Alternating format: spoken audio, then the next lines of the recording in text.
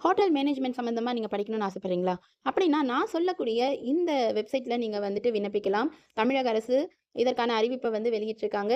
அது தொடர்பாக தான் நான் இந்த வீடியோவுல ஷேர் பண்ணியிருக்கேன். ஹோட்டல் மேனேஜ்மெண்ட் கேட்டரிங் டெக்னாலஜி இன்ஸ்டிடியூட்ல இளங்கலை அறிவியல், அதாவது BSc hospitality and hotel administration படிப்பதற்கான அறிவிப்பு வெளியாகியிருக்கு.